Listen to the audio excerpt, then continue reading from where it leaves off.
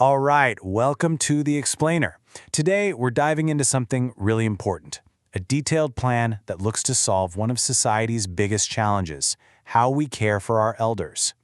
And we're going to explore how AI can be used not to get rid of the human touch, but actually to bring it back to the forefront. So this one single idea, taken right from the source material, is really the heart of the whole strategy we're looking at today. It's a vision for using technology not to replace people, but to empower them, to make their incredibly tough jobs more manageable and, more rewarding. Okay, so here's our game plan. We're going to start by really understanding the problem, with Japan as our main case study. Then we'll look at the vision for an AI-powered fix. After that, we'll break down the two pillars that hold it all up, and finally, we'll walk through a step-by-step 90-day action plan that shows how to make it all a reality. So first things first, let's set the stage. To really get why this solution is so compelling, you have to appreciate the incredible, intense pressure the whole elder care sector is under right now. What the sources point to is basically a perfect storm of challenges hitting these facilities all at once. For one, they're trying to integrate foreign talent. Think trainees from places like Indonesia, who need support with both the local language and very specific caregiving skills. At the exact same time, you've got a whole generation of experts who are retiring, and their priceless, hard-won knowledge is at risk of just disappearing. And on top of all that, there's this constant, relentless pressure to get new staff trained, confident, and on the floor as fast as humanly possible. It's putting a massive strain on the entire system. Okay, so with all that pressure, how can AI possibly help without, losing that all-important human element? Well, the plan we're looking at puts forward a really clear and, honestly, powerful vision. And this right here gets to the absolute core of it. We are not talking about some sci-fi future with cold, sterile environments run by robots. Not at all. The goal is to use AI as a smart assistant, a tool that takes over the boring, tedious, repetitive stuff, the documentation, the data entry.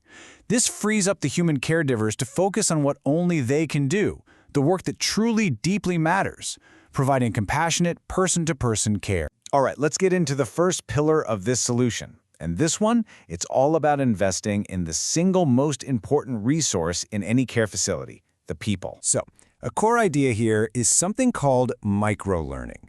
And I want you to just forget everything you know about those long, boring training days that pull you away from your actual job. This is about delivering small, super targeted training modules, like a quick 10-minute video, that are directly tied to what you're doing that day. Need a quick refresher on how to safely lift a patient? Boom! You can pull it up on your phone right then and there. It's training that fits into the job, not pulls you away from it. Now this is where it gets really interesting, because you can see how that idea of microlearning turns into a real, actionable strategy. For foreign trainees, the plan lays out a whole 90-day program. Daily microlessons with subtitles in both their native language and Japanese. The goals are clear. Get them onboarded faster and seriously boost their confidence. And it's not just fluff. It's all tracked with clear metrics, like their pass rates on certification tests, and crucially, how long it takes before they can work on their own. And to help out new hires even more, the strategy calls for a private search bot. Just think of it. It's like a special Google just for that facility. A brand new caregiver can ask it anything from, hey, what are the steps for bathing assistance, to what on earth does this acronym mean in the report? It gives them answers right away, and just as important, it cuts down on that anxiety of feeling like you're bugging the senior staff with a million questions. Okay, so if Pillar 1 was all about empowering people through better training, Pillar 2 is about totally transforming their daily work. This is where AI really starts to directly improve the quality, the safety, and the efficiency of the care itself. Let's talk about one of the biggest time sucks for any caregiver: paperwork. Documentation. The AI scribe here is designed to be a total game changer. Before, a caregiver makes their observations, and then, hours later, they have to sit down and manually type up all these detailed notes.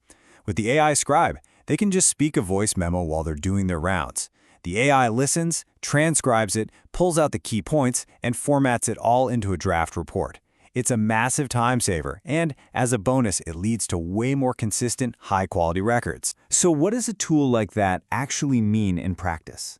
Well, The goal is huge, a 50% cut in the time each caregiver has to spend on documentation. I mean, just think about what that really means.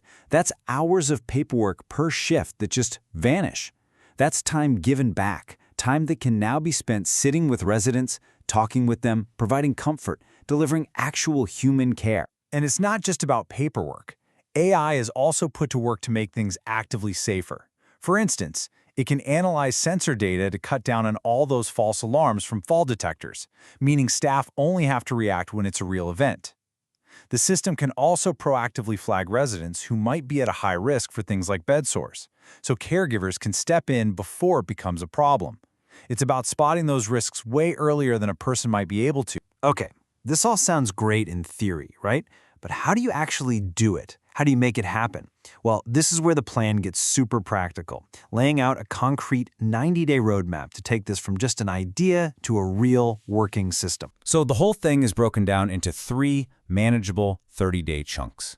In that first month, you're building the foundation, setting the rules of the road, launching the first training videos, and testing that answer bot. Then, in the second month, you start the rollout, a small, controlled trial of the AI Scribe, and you begin tracking those key metrics.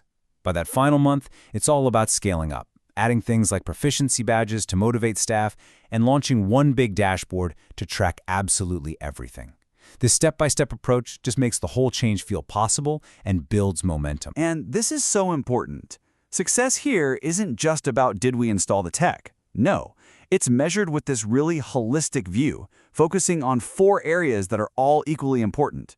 Work efficiency, yes, but also resident safety, their quality of life, and just as critically, staff retention.